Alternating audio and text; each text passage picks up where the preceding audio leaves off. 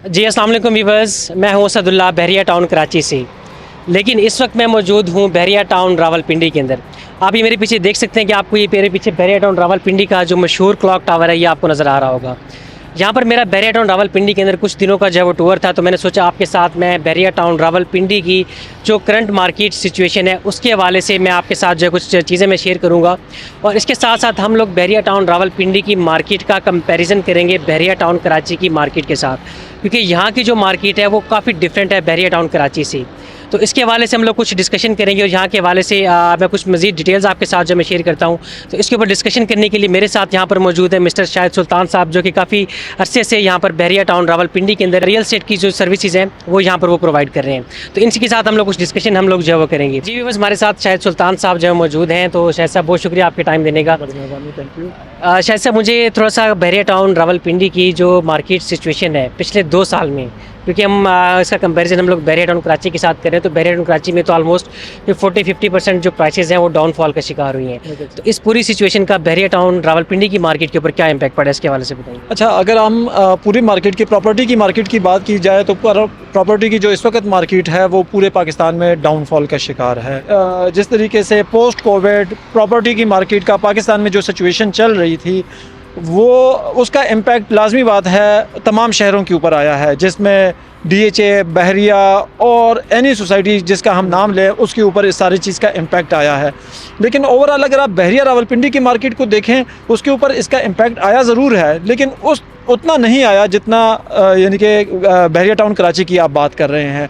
यहाँ पे जो भी बिल्डर्स उसकी क्रेडिबिलिटी बहुत ज़्यादा मैटर करती है, और जो भी बिल्डर अपना प्रोजेक्ट टाइम के ऊपर डिलीवर कर रहा है, तो बहरिया रावलपिंडी की जो ROI है वो इतनी अच्छी है कि लोग अभी भी वो अपने ट्रस्ट बेसिस के ऊपर इसके ऊपर उम्मीद के ऊपर और उन सारी चीज़ों के ऊपर लोग अपनी इन्वेस्टमेंट बहरिया रावलपिंडी में जारी और सारी उन्होंने रखी हुई हैं। ठीक है।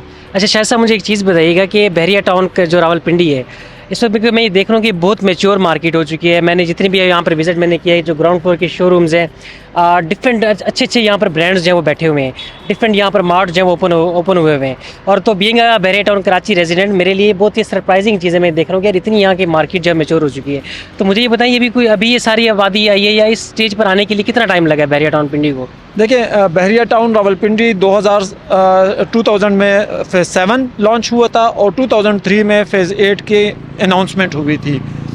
हर मार्केट या हर जो बड़ी सोसाइटी है, और फिर स्पेशली बहरिया फ़ेज़ 7 और फ़ेज़ 8 जो है ये बहरिया 1 से लेके 6 के ऑलमोस्ट 3 टाइम्स या उससे भी शायद बड़ी है, और काफ़ी बड़ी सोसाइटी है विद ऑल मॉडर्न एम्यूनिटीज़ और सारी चीज़ों के। तो हर जो भी बड़ी मार्केट होती है या बड़ी सोसाइटी होती है जिसमें DHAs भी इन्वॉल्व हैं, वो अपने एक टाइम फ्रेम ज़रूर लेती है, जैसे 10 to 15 ईयर्स का एक टाइम फ्रेम होता है, और इतने टाइम फ्रेम के बाद ही वो सोसाइटी अपनी एक मैच्योरिटी और उस लेवल तक पहुँचती है। तो अगर हम कराची को इसके साथ कंपेयर करें उसकी कंस्ट्रक्शन के लिहाज से, उसकी फैसिलिटीज़ के लिहाज से, तो बहरिया कराची का कोई मैच नहीं है। और बहरिया कराची तमाम जितनी भी इंटरनेशनल सोसाइटीज़ हैं, अगर आप दुबई की कोई भी सोसाइटी ले लें उसके साथ मुकाबले की सोसाइटी है। Same goes for Bahria phase 7 and phase 8 with all good amenities and each and everything. अगर ये हमारा कैमरा डिफरेंट शॉट्स लेगा, आपको लेके दिखाएगा टिम हॉर्टन, KFC, मैकडोनल्ड्स, उसके अलावा एनी जो लोकल ब्रांड्स हैं जिसमें हार्डीज़ है, जिसमें ऑक्स एंड ग्रिल है, और ग्रीन वैली, अल फतेह स्टोर, सेव मार्ट, इम्तियाज़, ये सारे के सारे यहाँ पे इस वक्त मौजूद हैं। ये सारे बड़े ब्रांड्स और सारी चीज़ें मौजूद हैं।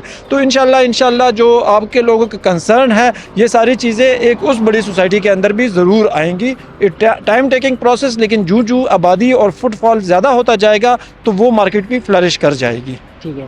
अच्छा यहाँ पर क्योंकि इतनी ज़्यादा यहाँ पर आबादी आ चुकी है, और इसके अलावा मुझे भी कुछ दोस्तों ने यहाँ पर रिव्यूज़ दिए कि अभी पिछले दिनों में जब ये कुछ मामलात ख़राब थे माह रमज़ान के अंदर माह रमज़ान में यहाँ पर 4 नए मार्ट यहाँ पर ओपन हुए हैं।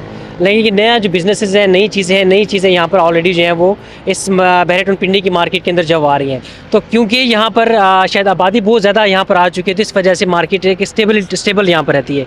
ऐसे ही है यहाँ पर। देखें, ये मामलात तो चलते रह रहे हैं जी। और ये चलते रहेंगे। ये आपस में कोई ना कोई तस्फिया इन सारी चीज़ों का हो जाता है। बिल्कुल। और इतनी बड़ी आबादी के साथ और इतनी बड़ी सोसाइटी होने के नाते इसका इम्पेक्ट यहाँ पे उस तरीके से जनरेट नहीं हुआ उन सारी चीज़ों का, क्योंकि Bahria phase 7 almost more than 1 lakh houses, और फिर उस तरह से बहरिया फेज़ 8 और उसके सारे सेक्टर्स ऑलमोस्ट आबाद हैं। तो इतनी बड़ी आबादी के साथ लोगों का वो जो ट्रस्ट लेवल या जो कॉन्फिडेंस है अपने बिज़नेस के ऊपर, और जो भी बंदा अच्छा डिलीवर करता है, तो इतनी बड़ी आबादी के साथ उसको नज़र आ रहा होता है कि मेरा बिज़नेस यहाँ पे अच्छे तरीके से चल जाएगा और अच्छे तरीके से वो फ्लरिश होगा। ठीक है। अच्छा शाहिद भाई, यहाँ पर बहरिया टाउन कराची के जो रिहायशी हैं आजकल वो एक ऑब्जेक्शन करते हैं बहरिया टाउन के ऊपर ना कि ये बहरिया टाउन जो दुबई है, क्योंकि दुबई में प्रोजेक्ट अपना लॉन्च करे तो बहरिया टाउन कराची की तरफ उनका फोकस जो है वो नहीं है ना मालिकान का।